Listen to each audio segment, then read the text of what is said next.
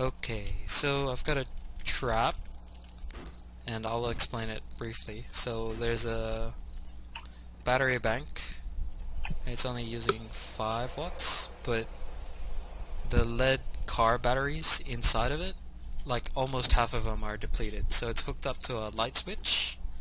The light switch is hooked up to a motion sensor, and that'll act as its switch.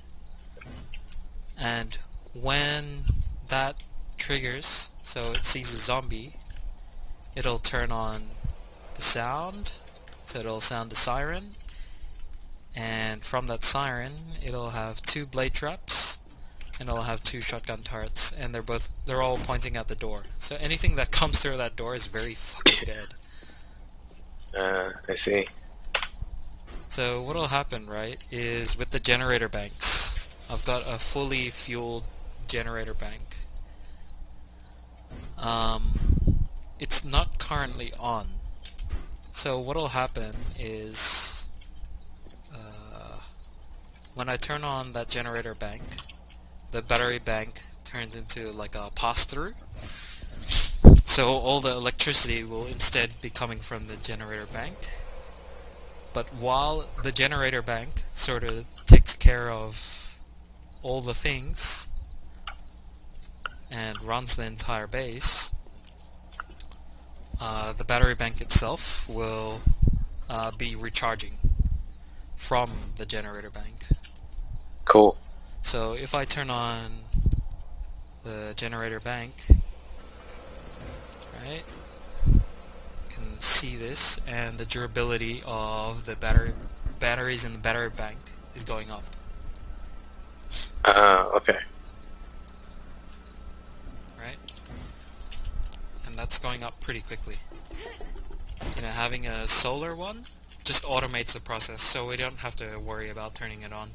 So I've got an outer perimeter base, and it's got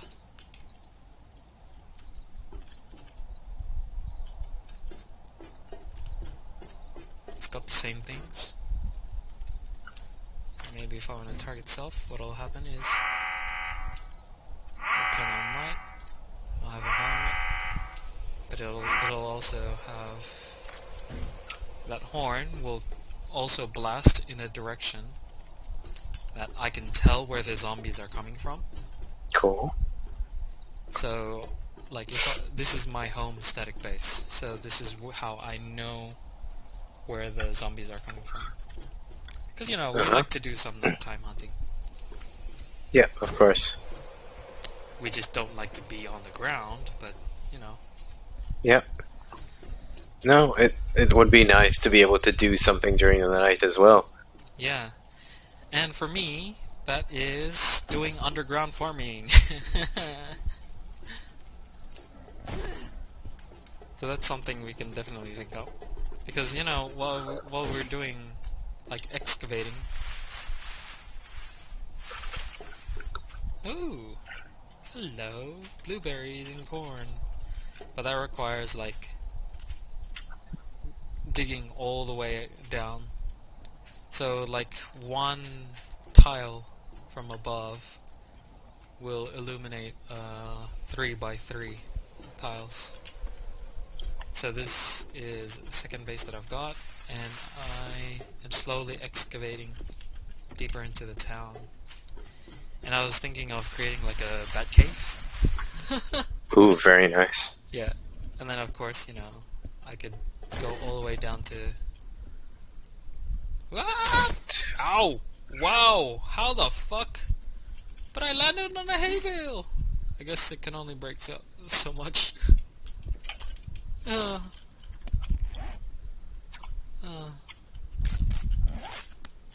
But yeah, I was thinking about that. With the times that what's-his-fucking-face jumps, why aren't we, like, putting hay bales all over the place for him to jump to? I honestly don't know. Considering that hay bales break, 100% of the fall. That'd be So a you great... say, then I fucking fell and broke my freaking leg. It doesn't? It doesn't. Like, I fell from... I mean, granted, it was about 40 meters high. Okay, we'll have to find the maximal point, right? Maybe look that up in the wiki, right?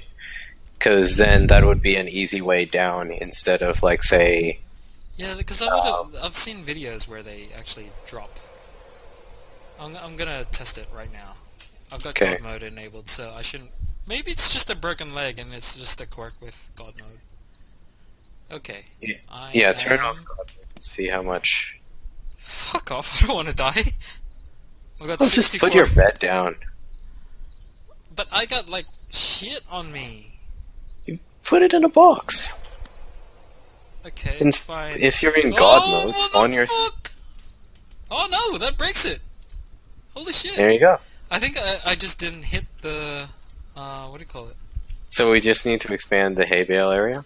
Yeah, I think what it was is because it was just a single hay bale at the bottom of a very long shaft, and I would have just touched a wall or something instead, and that broke my fall, which means I fucking died.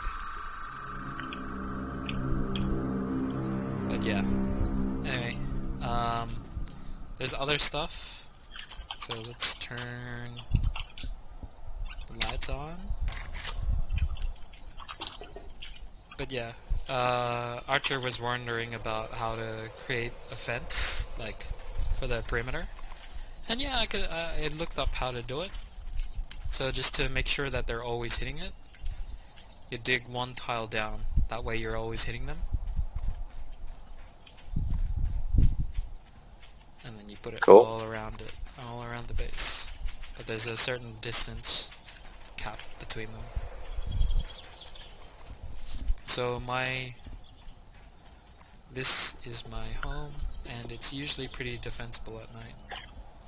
And I haven't had to worry about too much so far. But my zombie meat grinder thing, when it works brilliantly. And the iron bars work, dude. But like turning them is a little bit more difficult because you have to. So how do you turn them? You have to use the R button. Oh, I didn't realize. Oh, silly me. Well, Gearbox could have worked in that case. Yep. In any case, I think I'll end this video here Mm-hmm. because it's a good explanation as to how like a lot of this shit works. And oh, let's take a look at that battery bank. Yeah, it's still going up, and it's not using that much battery. Like, it's not using that much fuel. I mean, in the entire time we've been talking, it has recharged one entire lead car battery in the battery bank, and it's going rapidly through the second one, and it has only used one fuel, well, 2 fuel now. So that's a really good, like, effective consumption rate.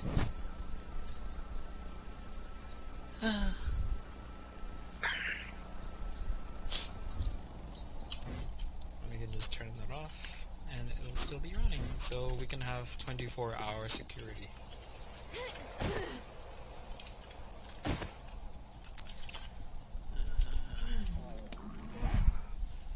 Alright, so for this video,